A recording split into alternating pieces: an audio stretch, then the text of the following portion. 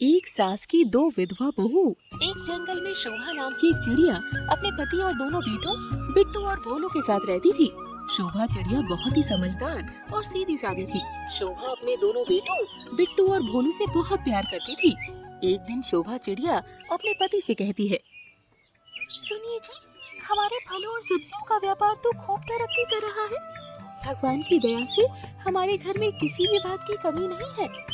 अब बस मेरी एक आखिरी इच्छा बची है। मैं चाहती हूँ कि समय रहते वो भी पूरी हो जाए तो मैं सुकून से परलोक चली जाऊँ। अरे भाग्यवान, ये क्या सुबह सुबह मरने मारने की बातें लेकर बैठ गई। हमारे पास कोई कमी थोड़ी ना है। तुम बस एक बार बोल कर देखो, मैं तुम्हारी हर इच्छा पूरी करने में सक्षम हूँ। कैसी बातें करते हैं जी, दुनिया में हर सुख रुपयों से नहीं खरीदा जा सकता है। मैं तो अपने बेटों के लिए सुंदर बहुएं लाने की बात कर रही थी, ताकि मैं अपने पोते पोतियों का मुंह देख सकूं और ये घर परिवार की जिम्मेदारी उन्हें सौंप सकूं। अच्छा, तो तुम अब बिट्टू और भोलू के लिए बहू लाना चाहती हो।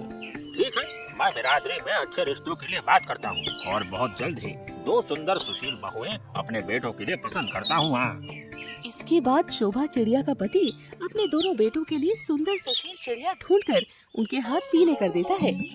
शादी के बाद, देखो बहू, हमारे घर में धन दौलत की कमी नहीं है, इसीलिए हमने शादी में तुम्हारे पिता से कोई दहेज की मांग भी नहीं की थी। मुझे बस ऐसी बहू चाहिए थी जो इस घर को घर बनाकर रखे, हमारा सम्मान करे और मेरे बेटों को प्यार से अपना ले। आपकी जैसी सास पाकर तो हम दोनों के भाग्य खुल गए हैं माँ जी। हम दोनों भी वादा करते हैं कि इस घर को हमेशा अपना घर समझकर ही रहेंगे और आपको शिकायत का मौका नहीं देंगे। दोनों बहुओं के मुंह से ऐसी बात सुनकर शोभा चिड़िया बहुत खुश हो जाती है और बारी बारी से अपने बहुओं की नजर उतारती है। शादी के बाद दोनों बहुएं घर का सारा कामकाज संभाल लेती है और शोभा चिड़िया की भी खूब सेवा करती है। कुछ दिन बीतने के बाद, अरे जल्दी चलिए शोभा बहन, आज तो बहुत बड़ी अनहोनी हो गई। क्या हुआ राजू भाई, बताओ तो सही, आखिर बात क्या है? अरे क्या बताओ शोभा बहन, आज शाम को जब आपके दोनों बेटे बगीचे की देखभाल कर रहे थे तो चीलों के एक झुंड ने आकर उनके ऊपर हमला कर दिया, जिनमें उन दोनों की मौत हो गई है। हम सभी ने उन्हें बचाने की बहुत कोशिश की, लेकिन उससे पहले ही उन चीलों ने आपके दोनों बेटे बिट्टू और भोलू को घायल कर दिया था। हे भगवान, ये क्या हो गया? अभी तो मैंने पोते पोतियों का मुंह भी नहीं देखा था, उससे पहले मेरे दोनों बेटों को मुझसे छीन लिया। मैं अपनी नई नवेली बहुओं को क्या जवाब दूंगी? उन बेचारियों की तो दुनिया ही उजड़ गई है। शोभा के रोने की आवाज सुनकर उनकी दोनों बहुएं और पति भी बाहर आ जाते हैं। क्या बात है माँ जी, आप ऐसे क्यों रो रही हैं? इसके बाद शोभा दोनों बहुओं को अपने बेटों की मौत की दुखद खबर सुनाती है, जिससे पूरे घर में मातम छा जाता है।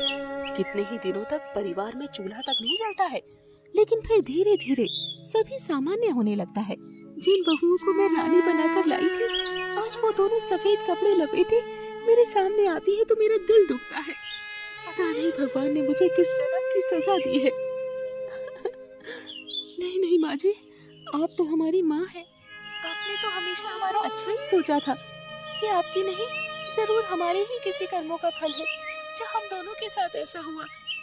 इस तरह वे तीनों सास बहू एक दूसरे को दिलासा देकर धीरे धीरे सामान्य होने का प्रयास कर रही थी।